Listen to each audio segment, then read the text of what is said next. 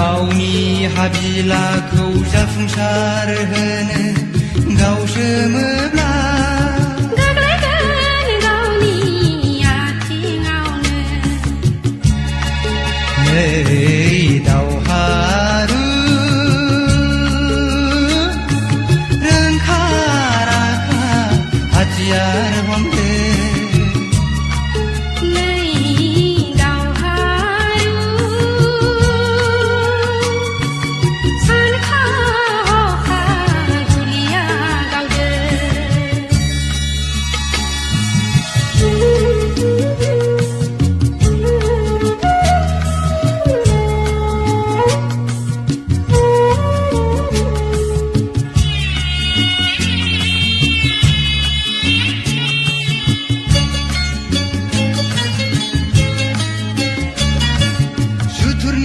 फान्दायनायजों गावनि उदैखौ सुफुंनो लेवार बेदलाव जानानै हारिनि थैखौ सोबगोरा। बिमानि गोथार मुस्रियाव हारिमु सोदोमस्रिखौ दावहाया दावराय जानानै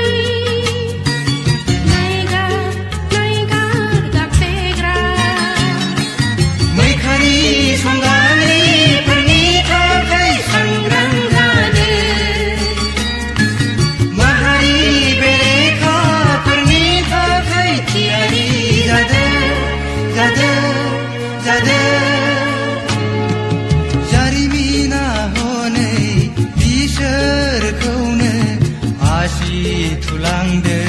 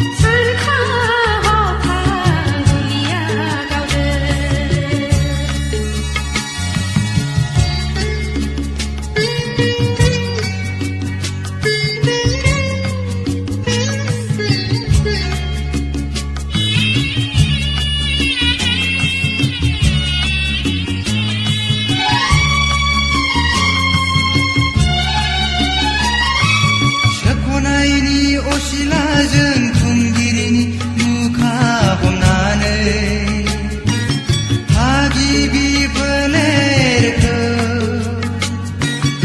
इनायै सिनस्रि बुफायग्रा। बर'नि मेजेमजों बर' फिसाखौ एवनानै जांख्रिथायारि जोहोलावफोरखौ खास्रि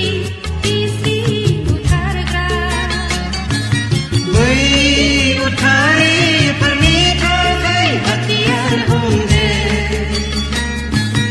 अनागारि सुथुरफोरनि थाखाय गुलि गावदो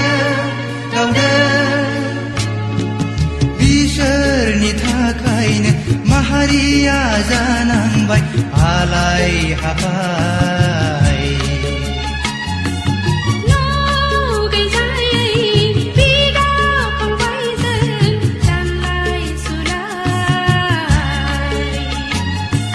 बिसोरनि थाखायनो माहारिया जानांबाय आलाय हाफाय।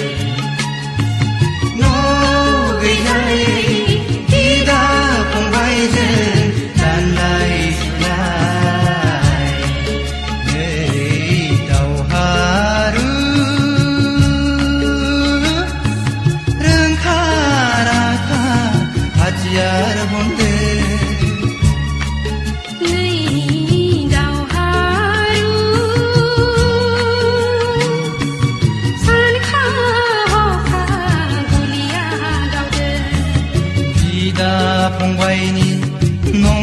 खायदायावनो गावज्लायोब्ला गोग्लैगोन गावनि बिखायावनो गावनि हाबिलाखौ जाफुंसार होनो गावसोमोब्ला गोग्लैगोन गावनि आथिङावनो